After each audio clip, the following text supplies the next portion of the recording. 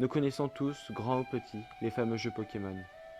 Qu'ils soient rétro ou modernes, de la version rouge aux prochaines lunes et soleil. Ils ont bercé notre enfance. Non seulement on incarne un jeune dresseur plein d'ambition, prêt à tout pour devenir le maître de la ligue, mais derrière cette facette se cache un jeu rempli de mystères, un univers plus sombre, des tonnes de légendes urbaines et de récits sur certaines cartouches étranges. Il y a une question que je me suis toujours posée. Qui était le maître de la ligue avant notre rival dans les premiers jeux Pokémon? Eh bien, je crois avoir la réponse. J'ai été le témoin d'une cartouche hackée et très bizarre. J'ai décidé de partager mon témoignage avec vous.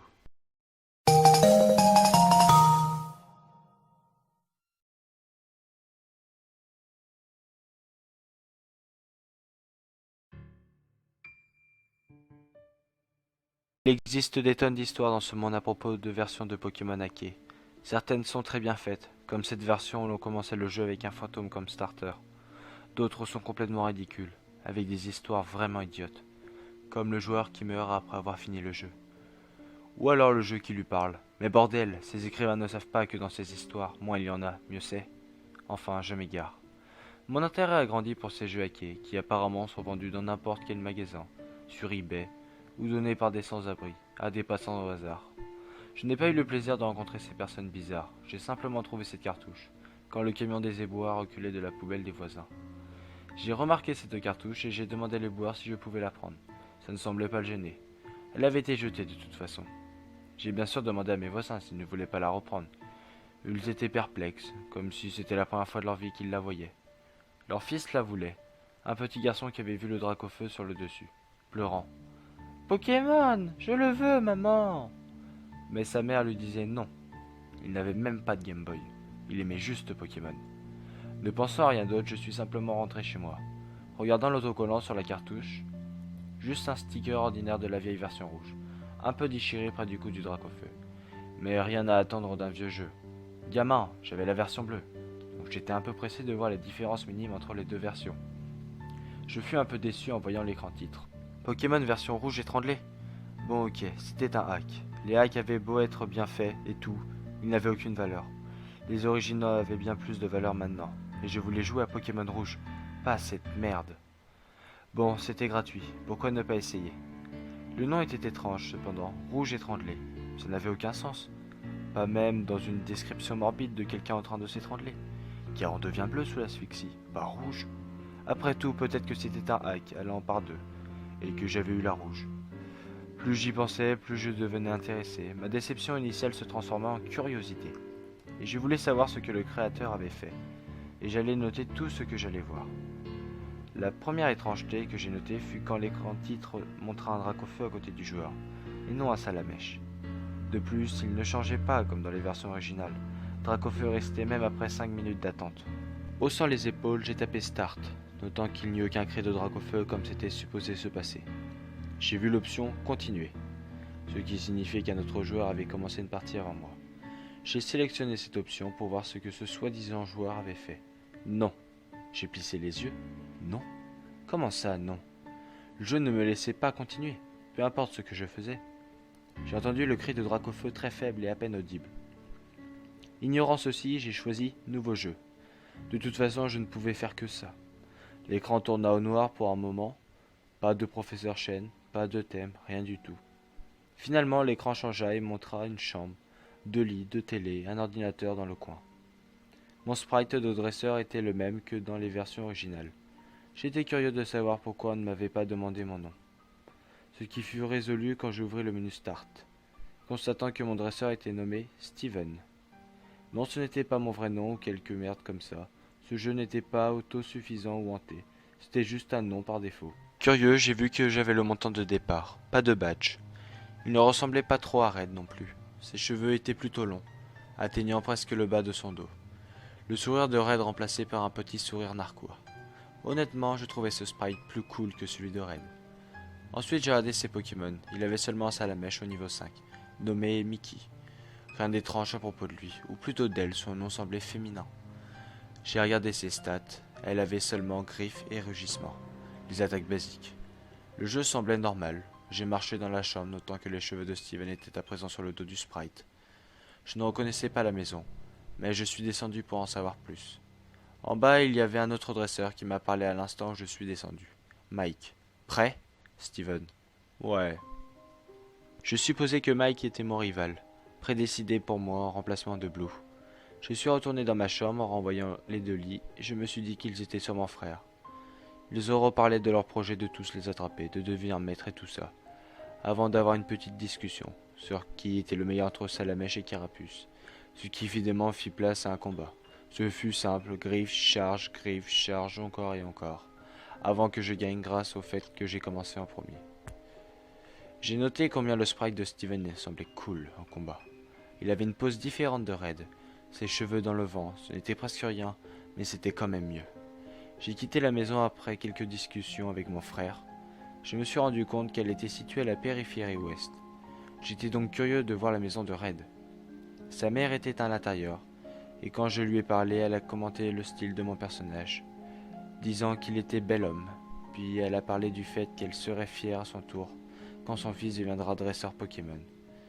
Red était en haut, en train de jouer à la NES, disant « Je serai le meilleur quand ce sera mon tour ». Je commençais à aimer ce hack, c'était intéressant, une aventure complètement différente. Un personnage qui semblait avoir une histoire, une réputation, une vraie personnalité au-delà d'un protagoniste silencieux. Les gens dans la ville lui parlaient telle une vraie personne, et pas sur des conseils pour dresseurs débutants pourris. Même la sœur de Blue avait un nouveau dialogue. Ils semblaient être en couple, car la conversation se finissait sur un baiser, et un cœur au-dessus de la tête.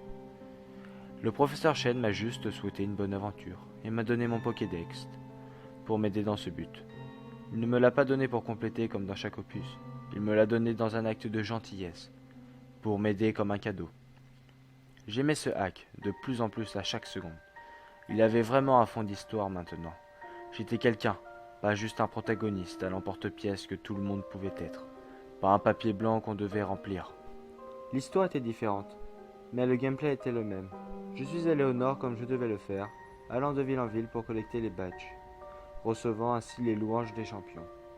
La renommée de Steven semblait se répandre, à tel point que les PNJ allaient lui parler pour le connaître. J'ai utilisé Mickey pour chaque combat, et elle montait de niveau vraiment vite. Elle a battu Pierre aisément, même battu Ondine sans problème. Elle n'était pas affectée par les attaques super efficaces ou autres. Elle faisait même plus de dégâts qu'un Salamèche normal. Elle était incroyable. Elle est même devenue un Dracofeu au niveau 35. Je dois dire que c'était pas mal du tout. Les choses commençaient à devenir bizarres lorsque je suis arrivé à l'Avant-Ville. Je sais, l'Avant-Ville. C'est le point culminant de chaque histoire bizarre. Mais c'était le seul endroit vraiment différent. Il n'y avait pas d'invasion de la Team Rocket, ce que j'ai trouvé bizarre. Mais je me suis rappelé qu'on était dans le passé, donc rien d'étonnant. J'ai essayé d'entrer dans la tour Pokémon dans le but d'avoir un Fantominus. C'est à ce moment-là que les choses bizarres ont commencé. Je n'ai pas de raison d'être ici. Steven ne voulait pas entrer dans la tour, peu importe ce que je faisais. C'était très bizarre. Je veux dire, il y a des milliers d'endroits à Kanto où vous ne devriez pas être. Les petites maisons avec rien d'autre que les enfants de PNJ, par exemple. Pourquoi Steven ne voulait pas entrer? Me raisonnant, je me suis dit que je n'avais pas besoin d'un Fantominus. Comme Mickey pouvait tout faire. Donc j'ai continué ma route car l'avant-ville n'avait aucun intérêt pour moi, à part son centre Pokémon. Le jeu continua normalement et au bout d'un moment, j'ai fait mon chemin jusqu'au Conseil 4, que j'ai battu très facilement. Comme avec Blue, mon frère, était là, avant moi. Commença le combat que Mickey gagna sans problème. Les conséquences après le combat étaient plaisantes, aucune tension entre Steven et son frère, comme avec Blue et Red. Les deux frères se sont félicités mutuellement sur leur progrès et se sont serrés la main avant que l'écran devienne blanc. Pas de Panthéon, pas de crédit. Quand l'écran revint, les deux frères étaient dans leur maison, assis devant l'ordinateur de leur chambre en train de parler. Je ne veux pas. Allez, je vais juste l'emprunter un moment pour compléter mon Pokédex. L'entrée ne marchera que si le Pokédex me reconnaît comme son dresseur pendant quelques secondes. Mais c'est ma Mickey.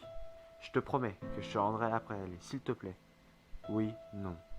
J'étais un peu perplexe. J'ai tapé non, par précaution. Allez, s'il te plaît. Non. Allez, s'il te plaît. J'ai réalisé que c'était une boucle infernale et que je pouvais seulement dire oui. Alors je l'ai fait pour voir ce qui allait arriver. Ok, ça prendra juste une seconde avant que nous soyons maîtres. L'écran changea pour montrer l'animation de deux dresseurs en train d'échanger. Ce que j'ai trouvé bizarre car j'étais seul. Mais c'était supposé arriver. Mickey s'en alla en premier que j'ai regardé paresseusement en train de s'envoler dans le tube. Ça m'a fait bondir, le bruit résonnant dans ma chambre silencieuse. Regardant l'écran, j'ai noté que le jeu semblait gelé. Mickey restait à mi-chemin dans le tube, mais le jeu ne faisait rien. Avec un soupir, j'ai éteint le jeu, me demandant de quand ma dernière sauvegarde datait. Quand le jeu se ralluma, j'ai regardé un moment l'écran titre. Il n'y avait plus de Dracofeu près du dresseur. J'ai pressé Start, réalisant que la seule option Continuer était présente. C'était étrange. J'ai sélectionné Continuer. Le jeu commença sans montrer mes stats comme d'habitude. Ma mâchoire tomba quand j'ai vu ce qui m'accueillit, un an plus tard. Le thème de l'avant-ville commença, l'écran faisant doucement un fondu depuis le noir. Steven était dans la tour de l'avant-ville, ce qui rendait la musique encore plus pesante. Il était debout devant une tombe ne faisant rien. J'ai pressé Start. Confus, j'ai essayé de marcher, réalisant que j'avais encore le contrôle à ce moment-là. J'ai appuyé sur Start et regardé mes stats. Mickey n'était plus là. Pas seulement elle, toutes les options avaient disparu. Le Pokédex était absent, le sac vide, vraiment concerné à présent. J'ai regardé sa carte. Il n'avait plus d'argent, pas de badge. Son temps de jeu était de 8795 heures. Ce qui était impossible, car j'avais seulement joué 30 heures en tout. Mais ce n'était pas la partie la plus bizarre. Son image, l'image du beau jeune homme qu'il était, confiant et cool, n'était plus là. Il était différent. Ses yeux étaient blancs, son expression triste. Son sourire était parti, remplacé par une expression laconique. Ses longs cheveux auparavant bien soignés étaient maintenant sales et mal peignés. Je ne pouvais plus le regarder plus longtemps. J'ai fermé le menu et commencé à sortir de la tour. À chaque pas, le jeu tremblait, comme si un Pokémon était empoisonné. Je déglutis et regardais à nouveau sa carte. Son image devenait encore pire. À chaque pas, sa tête pendait un peu plus. Ses épaules s'effondraient. Il se courbait toujours plus. Depuis le temps, j'étais sorti de la tour et il était sur les genoux, les mains sur la figure, ses cheveux drapés autour de lui. Je me disais que quelque chose allait se passer, mais rien. Ça commença à faire germer une idée dans ma tête. Je me suis toujours demandé pourquoi dans les jeux originaux il n'y avait pas de maître avant votre rival. Pourquoi vous, le protagoniste, devez battre votre rival, quand lui a juste attendu sans précédent maître à vaincre. Enfin, ça m'a frappé et la réponse était évidente. Le précédent maître a abandonné. Sa princesse Mickey était morte. Et une partie de lui était morte aussi. Son Pokédex, les autres Pokémon, ses badges, sa renommée, il a tout laissé tomber. Cette année, l'année où il a perdu, l'année d'où toutes ces heures venaient. J'ai même fait le calcul. Il y a 8765 heures dans une année. Ajoutez ça à mes 30 heures de jeu. Donc même si le jeu continuait, ce devait être une sorte de fin, je crois. Je veux dire, qu'il y avait-il d'autres à faire? Je n'avais pas de Pokédex, pas de Pokémon, rien. Qu'est-ce que j'étais supposé faire? J'ai parlé à tout le monde dans la ville, et ils disaient tous les mêmes choses. Tu vas bien? Toujours en deuil, je vois. Ça va aller. S'il te plaît, y a-t-il une chose que l'on peut faire? Steven n'a jamais répondu. Il disait les mêmes choses en boucle. Je ne pouvais pas éteindre le jeu maintenant. C'était trop bizarre. Curieux, j'ai marché dans les hautes herbes. Je n'avais pas de Pokémon. Je me demandais comment le combat allait se dérouler. Le ratata sauvage s'enfuit loin de vous. Le combat se termina sans rien d'autre. C'était certainement intéressant, et ça arrivait avec n'importe quel Pokémon rencontré. Le Rocool sauvage vous ignore. Le Ponyta sauvage s'écarte. La musique n'avait toujours pas changé. Peu importe où j'allais. La musique de l'avant-ville me suivait. Ma frustration était mixée avec l'atmosphère dépressive, faisant de tout ça une expérience à la fois innovante et inconfortable. Mais je n'allais pas pleurer. Je commençais à devenir un peu énervé aussi. Personne ne me disait rien à part leurs condoléances et essayait de me donner des objets, comme Sodaku ou café. Ce à quoi Steven répondait non. Je me suis frappé mentalement pour mon idiotie, réalisant soudain combien la réponse était claire et évidente. Bourg-Palette, bien sûr. Quand je suis arrivé après un long moment, car sans Pokémon volant ou bicyclette, j'étais obligé de marcher. De plus, Steven semblait marcher 2 fois plus lentement que normalement. Rien n'avait changé. J'ai d'abord parlé au professeur Chen. Ces choses arrivent, tu n'as juste pas eu de chance. J'ai essayé avec la sœur de Blue. S'il te plaît, ne pars plus de la maison à nouveau. La mère de Red ne voulait même pas me parler. Sans autre réponse ou endroit où aller, j'ai marché à l'est pour trouver ma maison. À l'intérieur, il y avait Mike, mais lui parler était inutile. Je suis vraiment désolé. J'ai réfléchi un moment pour savoir si c'était la fin.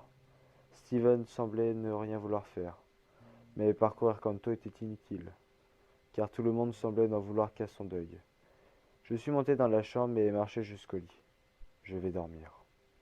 L'écran fit un fondu pour un moment, mais quand il revint, le monde semblait avoir une teinte noire, et le sprite de Mike était étendu sur le trolley. Je supposais que c'était la nuit. Je vais le faire. Faire quoi? Je n'en avais aucune idée. J'ai essayé d'inspecter toute la chambre. Rien ne se passa. Bientôt j'ai quitté la maison et un autre dialogue apparut. Il peut la ramener. Il peut tout faire. Mais c'était quoi ce il? Quelque chose qui pouvait faire n'importe quoi. Me demandant quoi faire, j'ai essayé de quitter Bourg-Palette. Pas par là. Il ne voulait pas aller plus loin. J'ai essayé les maisons. Au diable ces maisons.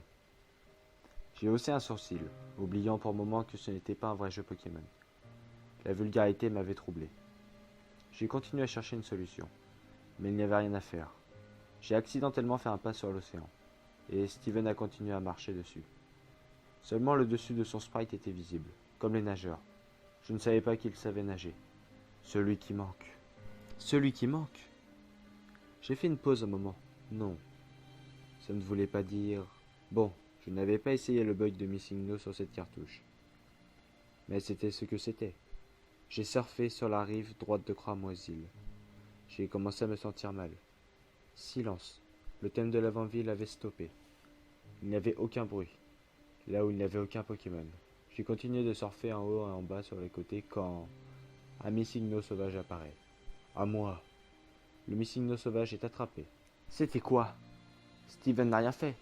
Juste commander à cette atrocité issue de données corrompues de le rejoindre. Non, de venir en sa possession. Et il l'a eu. J'étais encore plus dérangé par tout ça. Regardant le menu Start, j'ai vu que Missigno n'était pas avec moi en tant que Pokémon, mais en tant qu'objet, rendant les choses encore plus bizarres. J'ai regardé la carte de dresseur aussi. Steven était dos à moi, ses longs cheveux drapés derrière lui, les mains dans ses poches, rien d'autre. Me rappelant ce qu'il avait dit cette nuit, j'ai réalisé ce que j'avais à faire. J'ai surfé jusqu'au nord et marché jusqu'à l'avant-ville. Le long du chemin, j'ai remarqué qu'aucun dresseur ne voulait regarder Steven.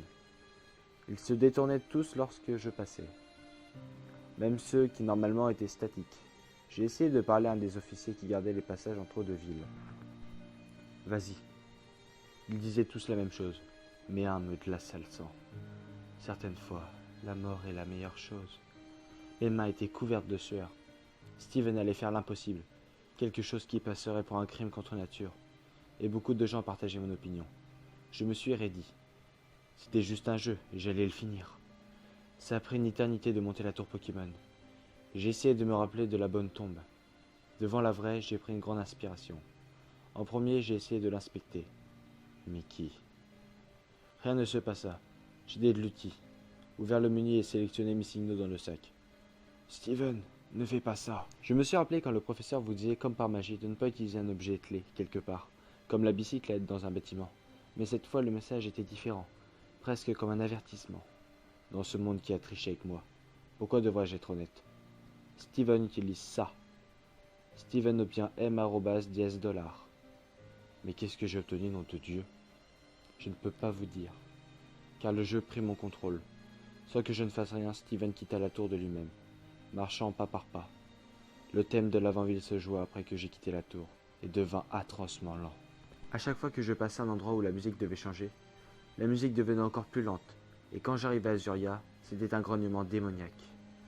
Je regardais juste, essayant de deviner où j'allais, mais ça devenait évident. J'arrivais au Bourg-Palette. Et la musique se stoppa quand j'arrivais dans la maison de Steven. J'ai monté les escaliers. À ce point, Steven était en train de marcher pas par pas, stoppant au lit de son frère, se tournant pour lui faire face. En premier, le jeu frisa, et je pouvais rien faire, simplement rester là sans bouger. Mais je pouvais ouvrir le menu Start. J'ai choisi sa carte de dresseur. Il n'y avait qu'un grognement étouffé, comme un cri distordu. Steven me regardait à nouveau. Il était voûté, ses cheveux cachant ses yeux. Il était sauvage et décoiffé. Entre ses mèches, on voyait qu'il n'y avait plus de figure du tout. Juste une ombre noire d'où sortaient 2 yeux rouges. Ce qui contrastait avec l'ombre. Ça n'allait pas du tout. Son nom était maintenant S, point d'exclamation 3V3N. Je ne pouvais pas détacher mes yeux de ceci. Je commençais à avoir trouble.